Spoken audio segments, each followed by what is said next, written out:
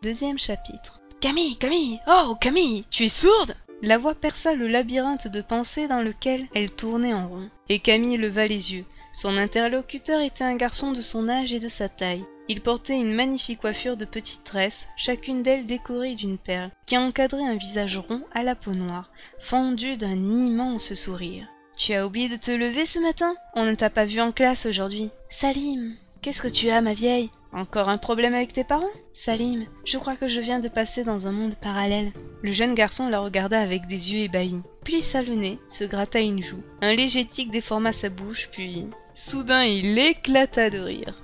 Un rire énorme et irrépressible.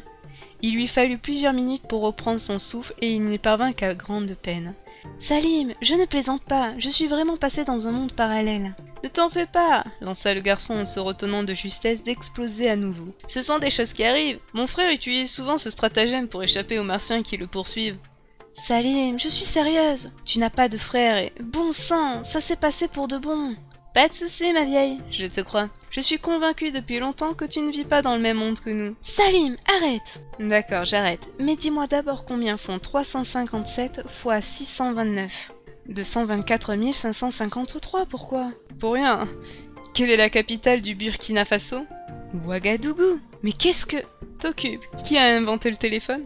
Graham Bell en 1876.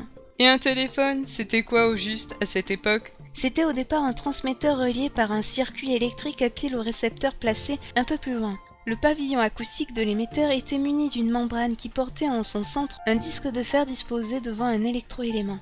Le récepteur possédait une membrane identique posée sur un électroaimant cylindrique et... Stop! Merci, je voulais juste être sûre que tu n'étais pas devenu folle. Camille croisa les bras en regardant son amie dans les yeux. Elle sentait toujours la pierre au creux de sa main, mais elle n'avait plus envie de la montrer. Pas même à Salim. Elle la fit tourner une dernière fois entre ses doigts et la laissa tomber au fond de la poche de son jean. Ça roule, Salim. Maintenant que tu es rassuré, on se paye une glace? D'accord, ma vieille, c'est une idée d'enfer! Salim, je ne suis pas ta vieille. J'ai 4900 jours, c'est-à-dire exactement 4 mois et 18 jours de moins que toi, si je te fais cadeau des heures. Cela dit, pour être vraiment honnête, je ne garantis pas le résultat à 100%. Tu sais très bien que je ne suis pas certaine de ma date de naissance. Mais quoi qu'il en soit, même si je mets en doute, je le fais volontiers ce qu'affirment mes parents. Je suis absolument certaine de ne pas avoir plus de 14 ans, compris? Je me disais aussi que pour une vieille, c'est pas mal. Ils continuèrent à se chamailler en s'éloignant le long du fleuve qui miroitait sous le soleil de mai, et atteignirent le parc où ils étaient sûrs de trouver leur marchand de glace favori.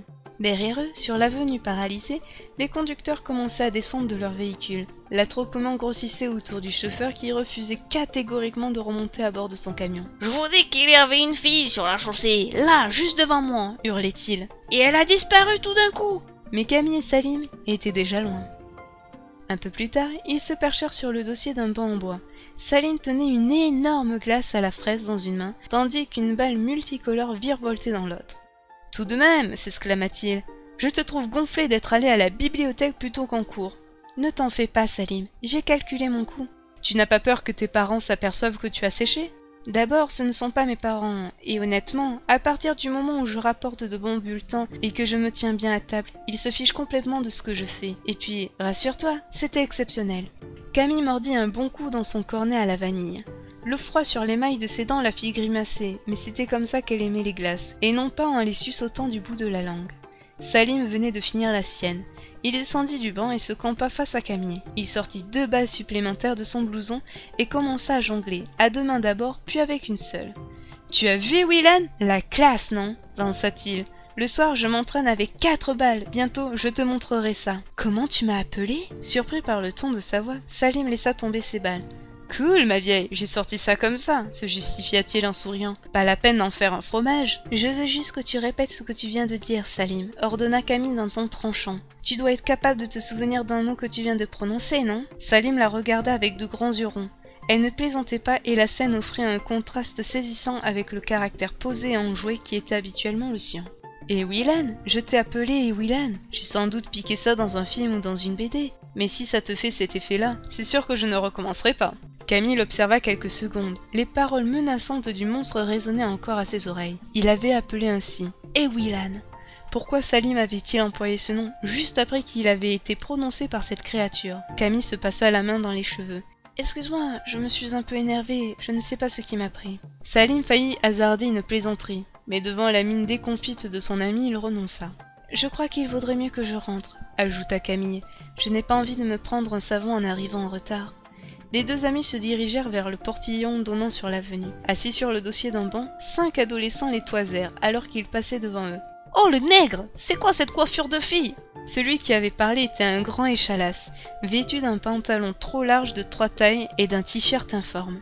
Les autres éclatèrent d'un rire mauvais. Salim les ignora, alors que Camille, outrée, ralentissait. Son ami la prit par le bras pour l'inciter à avancer plus vite. Elle résista. « T'as peur qu'on te bouffe ta copine, le nègre ?» Camille ouvrit la bouche pour répliquer, mais Salim l'entraîna. « Viens, murmura-t-il, ça ne sert à rien de discuter. Mais viens, je te dis. » Derrière eux, les insultes continuèrent à fuser. Camille enfouit les mains dans ses poches. « Quelle bande de débiles pollués du bulbe !» lança-t-elle. « Pourquoi tu n'as pas voulu que je leur rabatte le caquet ?» Parce qu'ils n'attendaient que ça, qu'ils étaient plus gros et plus nombreux que nous. Et aussi parce que j'ai l'habitude de ce genre de bêtises, rétorqua Salim en haussant les épaules. Il s'était exprimé sur un ton tranquille. Pourtant Camille sentit qu'il était blessé et son impuissance la fit grincer des dents. Quand ils se retrouvèrent sur le large trottoir bordant l'avenue, elle se retourna vers le parc.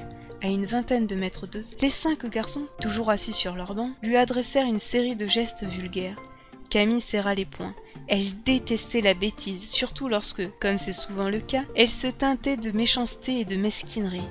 Elle ferma les yeux, imaginant les 5 imbéciles tombant du banc et se couvrant de ridicule. Elle avait souvent recours à ce procédé quand elle était exaspérée. De nombreux profs s'étaient ainsi, à leur insu, retrouvés placés dans des situations loufoques ou embarrassantes au gré de ses coups de colère. Elle imaginait une multitude de petits détails qui la faisaient jubiler et peignaient un tableau intérieur, d'une rare précision qui la libérait et lui permettait de retrouver rapidement le sourire. Cette fois-ci, elle se surpassa. L'image mentale qu'elle dressa était d'une telle véracité qu'elle faillit éclater de rire. À côté d'elle, Salim sursauta. Camille ouvrit les yeux. Le banc où se tenaient les 5 garçons venait de basculer, les projetant sur l'herbe dans un délicieux enchevêtrement de jambes et de bras. « Il y a une justice dans ce monde !» jubila Salim. « Tu as vu ce tas de nouilles ?»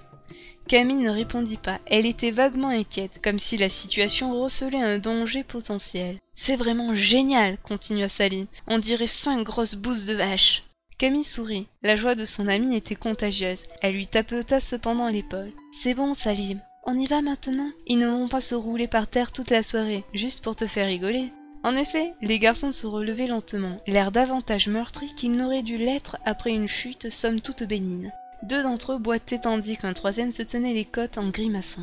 Camille et Salim se séparèrent un peu plus loin. Salim traversa le fleuve pour rejoindre sa cité. Camille, elle, se dirigea à grands pas vers la tour romaine. Elle la dépassa au moment où la grosse horloge à son sommet sonnait 6 coups. Elle savait très bien que ses parents attendaient qu'elle respecte à la lettre les rares consignes qu'ils lui donnaient, en l'occurrence être toujours rentrée avant 18 heures. Le châtiment qu'elle encourait en dépassant l'horaire variait en fonction du nombre de minutes de retard. Un quart d'heure n'impliquerait qu'un petit sermon, qui, par avance, la laissait indifférente. Elle était par contre beaucoup plus troublée par ce qu'elle venait de vivre. La scène à laquelle elle avait assisté était strictement identique à celle qu'elle avait imaginée, et cette similitude ne pouvait être fortuite. De là penser qu'elle était responsable du basculement du banc, il n'y avait qu'un pas qu'elle se refusa à franchir. « Tout doux, ma grande, se morigina-t-elle. Tu n'as pas de diplôme de sorcière que je sache, et la télékinésie n'a pas encore été inventée. Garde les pieds sur terre. » Elle avait prononcé cette dernière phrase à haute voix, signe qu'elle était vraiment troublée. Aucune importance, elle était seule dans la rue.